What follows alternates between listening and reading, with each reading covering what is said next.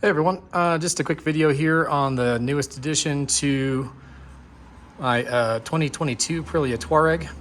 These are the Fastway Evo EXT pegs. So Evo is the series, or excuse me, EXT is a series of peg that have these what they call ankle savers or heel rests, whatever you want to call them. And then they have both the Air and then the Evo. So the Evo are stainless steel, which is what I'm holding right here. Then the Air are a very super high quality aluminum that's runs probably about, I believe it's at least $60 more expensive than the peg that I'm holding right here. So on these set, they're fully adjustable. They've got a screw back here, a couple different types of screws, different types of heads that you can put on here. I chose to use a little bit of a flatter head, and right now I've got a thin spacer and a little bit thicker, thin washer and a thicker washer in here. They also come with some different sizes of spacers that are sitting here on this alternate Allen head screw.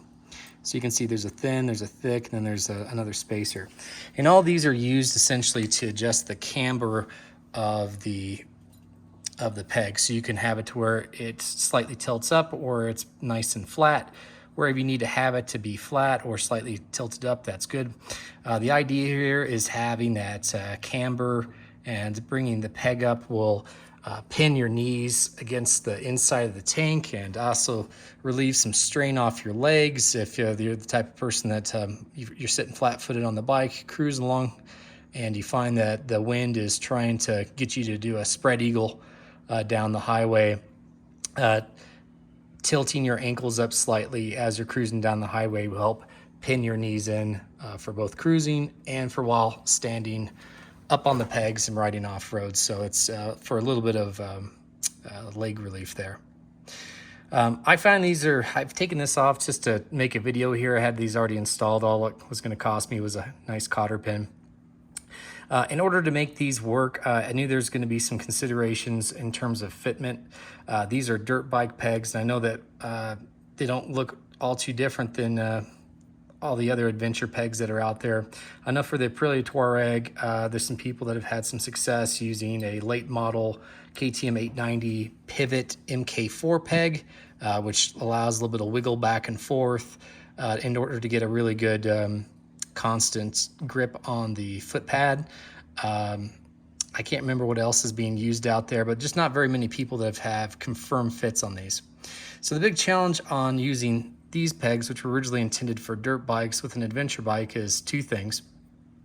The first thing is that on the left-hand side of our adventure bikes, we're going to have a kickstand, usually attached to where the pivot point is, and that's true here on the Tuareg, which is not true on most dirt bikes. They don't have kickstands, right? And then on the other side, most dirt bikes are going to have the exhaust running midway across the side of the bike. And on adventure bikes, we're going to have the exhaust running down underneath the peg. So when the peg rotates back to the full stop inside of its mount on this, if I didn't have something stopping it, I'd be potentially getting into my really nice real carbon fiber heat shield on my air exhaust. Don't really want that to wrench in and crack that. So there's a couple different solutions here. I did have these on here at first, and honestly, I thought that these were I was 80% sure that these were going to get the job done in terms of putting it in here and then limiting the space in which it could travel up. It's a nice little soft bumper in there. It allowed a little bit more travel, and then it would stop just short of my heat shield. There's a possibility of these potentially failing, so I took the pegs back off and I put in these self-tapping screws, which I had to do most of the drilling for that to put those in there. But now there's a stainless steel hex head screw that's into the mount, and that limits the travel, so I'm not getting into the exhaust on this side, I'm not getting into the kickstand on the other side. So what's also nice about these pegs, I've already talked about the camber adjustability and then just adding shims in here in order to put it where you want it. But also when you get these pegs, this piece right here that I'm putting my thumb on is a collar that presses into the peg itself. So you have the option of mounting these in standard or lowered position. So I have these in the lowered position, like so, and you simply press it in from the top if you're going to be using it right in the lowered position, or you press it in from the bottom of this peg, and then it would bring the peg up to the standard position, which is, you know, probably a good 7 to 10 millimeters higher up in the standard position than it is down here. So I'm tall, so I like the fact that it's not only lower, but it's actually further away from the controls, because I have a size 13 US men's boot, 47 euro size boots, so that works better for me. So anyway, I got all these colors in. They fit really, really nice. Let me talk just and rewind for a second. Since I do have these out, let me talk about what I did here. In order to get these in, I went out to a hardware store and I got a set of stainless steel screws. I didn't want to use like a low quality type screw in there. So these are self-drill screws, 10 by 1/2 inch. So they're very short. They're size 10. And these self-tappers will not do the drilling itself. That's just simply too much metal for this to drill through. So I used a smaller bit to initially tap to drill these through, and then I used, this is a 5/32 bit in order to get it just darn near the same width as the screw itself, so that it would easily go in. The other advice I would have there is to use a hex head, because you're going to have a little bit of torque to drive these in, and to do it with a 1/4 inch drive, ratchet, and socket. Don't use an impact driver. Ask me how I know about that one. I thought it was going to be fairly easy just to zip these in real quick, and I had it on a low torque setting. I still managed to snap the head off one of these screws, and luckily I was able to quickly and easily retrieve it, but that certainly could have not been the case if I had driven it down any further there. So anyway, recommend that's if you're going to follow my method and put these in to limit that travel versus, like, say, using like some kind of bumper. I recommend using that installation method to prevent any kind of additional work. So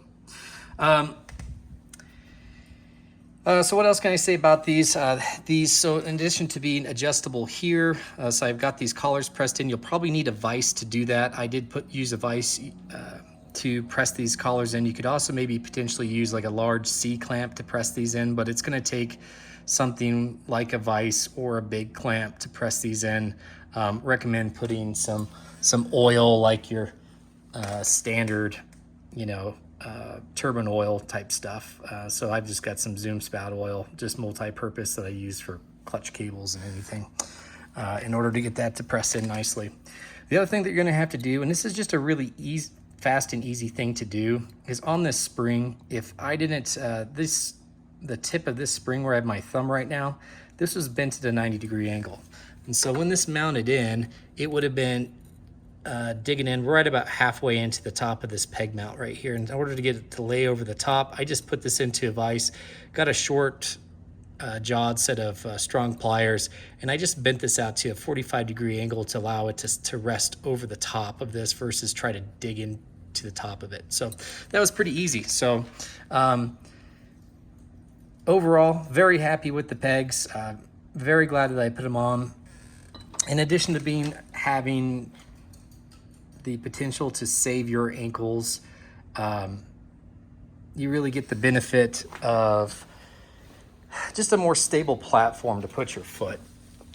And what I mean by that is, you know, typically if you're watching Chris Birch, you know, adventure riding, you know, technique videos, and some other guys out there, they'll talk about how, you know, instead of riding on the ball of your foot, you're supposed to be just slightly, you know, back from the ball of your foot. And all this does is it gives you just a little bit of a place to have a more stable platform.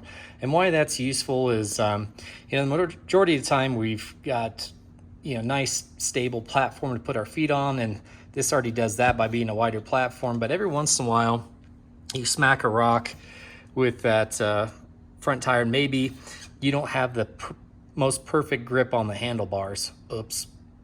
And you need a way to essentially drive your foot down and drive your whole body forward in order to, recover the handlebars on the motorcycle. And this just provides that. It's a little bit of an, oh crap, I've messed up, saver. It can really come in handy to be able to have the ability to be able to push your foot down and drive off there. The other thing is that, just for the sake of cruising along here, you can see that position. It's really nice for riding, is that if you need to be able to kind of rest your legs a little bit, it certainly provides that while you're standing up. I find that it's not cumbersome. If I'm going downhill, I don't find that the heel rests are getting in the way when my legs are trying to rotate back. I haven't had any kind of issues with them getting in the way in any phase of either climbing hills or descending hills. I've just found that they've been comfortable and useful overall. So very, very happy with that. And like I said, in the cases of just feeling like I have a more stable platform and less muscles are being activated in my legs in some cases where my legs just feel less fatigued at the end of the day of standing up on these pegs versus the stock pegs. I'll just do a quick comparison here. Maybe one thing that I forgot to mention over the stock pegs, there's just a nice size comparison there. So you can see that the foot pad is considerably bigger.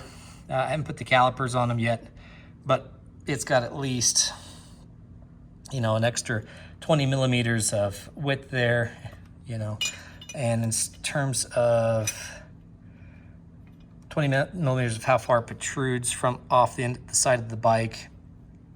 And then the width, say left to right here, is about the same. Also, there's adjustable is the type of studs that they give you to put in here. So they come in 10 millimeter and 12 millimeter, I believe. So you can play with this however you want. You could put some, I've got 10 millimeters on everything all the way around. I don't feel the necessity to have any big studs sticking up, but you could put some bigger studs on the outer perimeter if you wanted to, potentially, or you could put shorter studs back here and taller studs in the front to keep your foot a little bit further away from that heel rest if you needed to. So there's certainly some options and flexibility there. The last thing I will mention, this isn't a big thing, you'll be reusing the stock pin that goes through here, as well as the washer. If you manage to get the cotter pin out, I know I never recommend reusing cotter pins, but I guess if you got the cotter pin out, you could reuse it. Wouldn't recommend it. I happen to have a big bag of cotter pins just laying around. So the cotter pin that comes with the Fastway kits, they're going to be too big to fit through the hole in the stock pin. So might have to go out and get some new cotter pins real quick for that if you don't have any laying around. Yeah, that's about it. Very happy with them. If you guys have any questions in regards to ordering them, I'll just tell you that just according to an email, this was the correct fitment kit, and I can leave the details in the comments, but it was a 2019 Yamaha YZ250F. If you put that into the fitment on the Fastway Pegs website, that will give you the correct peg and the correct fitment kit that comes with these sleeves and springs and whatnot to make these work appropriately. So anyway, that's all I've got for now. Thanks for watching the video.